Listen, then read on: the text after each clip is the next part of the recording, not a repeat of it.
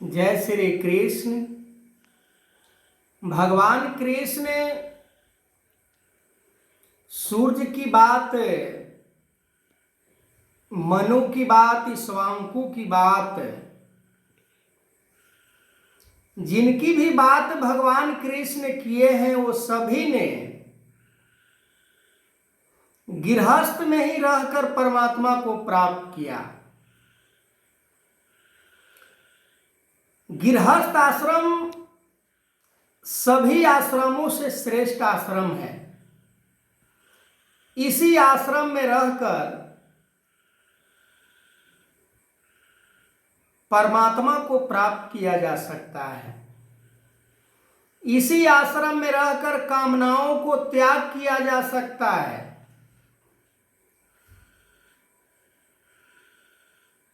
आश्रम की बात की जाए, संन्यास, वानप्रस्थ, अनेकों आश्रम हैं, पर किसी आश्रम में परमात्मा की प्राप्ति की बात नहीं की गई है। किसी आश्रम में कामना से रहित होने की बात नहीं की गई है, पर गृहस्थ आश्रम में ही मानव परमात्मा को प्राप्त भी कर सकता है, कामना को भी त्याग सकता है। हम सोच सकते हैं सूर्य के समान महान पुरुष होने के बावजूद भी उन्होंने गृहस्थ आश्रम को पालन किया। गृहस्थ आश्रम में रहकर अपने सारे कामनाओं को उन्होंने समाप्त किया। आज दुनिया में सूर्य जैसे ब्रह्म ऋषि, ब्रह्म पुरुष, ब्रह्म ज्ञानी, आदि गुरु इन्हें कहा गया है। भगवान ने सबसे पहले ब्रह्म ज्ञान सूर्य को ही दिए थे। हम कितना भाग्यशाली हैं कि आज इस कलयुग में ब्रह्म ज्ञान की प्राप्ति बाबा हरदेव सिंह जी महाराज के द्वारा हुई थी। आज सतगुरु माता सुदीक्षा सवेंद्र हरदेव सिंह जी महाराज के रूप में विराजमान है। जब जब होई धर्म के हानि, बाढ़ई असुर अधम अभिमानी, तब तब धरि प्रभु मनुज शरीरा, काटहि नर बंधन भव पीरा। परमात्मा का कोई बैरियर नहीं है कि किस रूप में परमात्मा कब रूप को धारण करेगा। 36 वर्षों तक बाबा हरदेव सिंह जी महाराज के रूप में इस संसार में ब्रह्म ज्ञान की प्रसारण करते रहे। आज सतगुरु माता सुदीक्षा के रूप में ब्रह्म ज्ञान के प्रसारण कर रहे हैं। जिससे भी प्राप्त करना है ब्रह्म ज्ञान वो प्राप्त कर सकता है। जिसे भी परमात्मा को प्राप्त करना है वो परमात्मा को प्राप्त कर सकता है। और परमात्मा की प्राप्ति ब्रह्म ज्ञान से ही संभव है। जिसने भी परमात्मा को प्राप्त किया सृष्टि के आदि से, वो ब्रह्म के ज्ञान के द्वारा ही प्राप्त किया।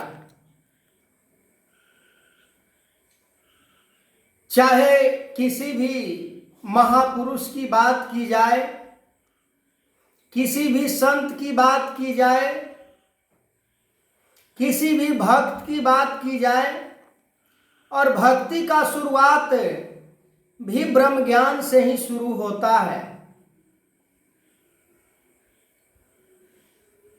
भक्ति का हम अलग से नाम दे देते हैं। पूजा पाठ करना भी हम भक्ति मान लेते हैं। कहीं तीर्थ स्थान पर जाने को भक्ति मान लेते हैं।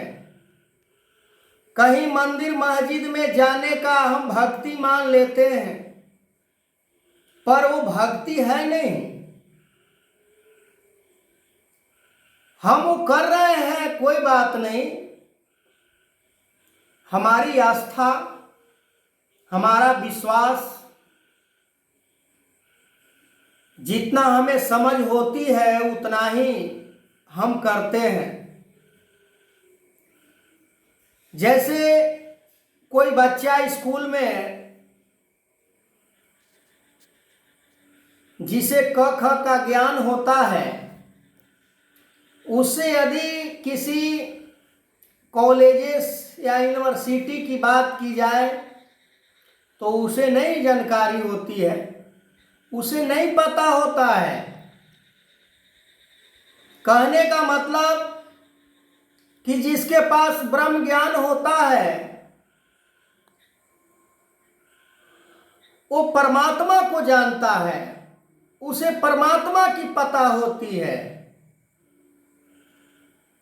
और जिसके पास ब्रह्म ज्ञान नहीं होता, संसार के ऊपर विश्वास होता है, उनसे यदि पूछा जाए कि परमात्मा कैसे प्राप्त होगा, तो कहता है कि परमात्मा को प्राप्ति नहीं की जा सकती है। भगवान कृष्ण अर्जुन को इसी कर्म योग की बात समझाते हुए कह रहे हैं कि इसी कर्म योग रूपी ब्रह्म ज्ञान को मैंने सबसे पहले सूर्य को ही प्रदान किया था। मनु, ईश्वांकु, तो आज इस संसार में ना जाने कितने लोगों को ब्रह्म ज्ञान प्राप्त हुआ है, पर ब्रह्म ज्ञान की कदर आज नहीं की जा रही है। ब्रह्म ज्ञान हमें निष्काम होना सिखाता है। ब्रह्म ज्ञान हमें समर्पण जीवन जीना सिखाता है। ब्रह्म ज्ञान दया युक्त होकर जीवन जीने का तौर तरीका सिखाता है। आगे मैं इस वीडियो को कंटिन्यू करूंगा।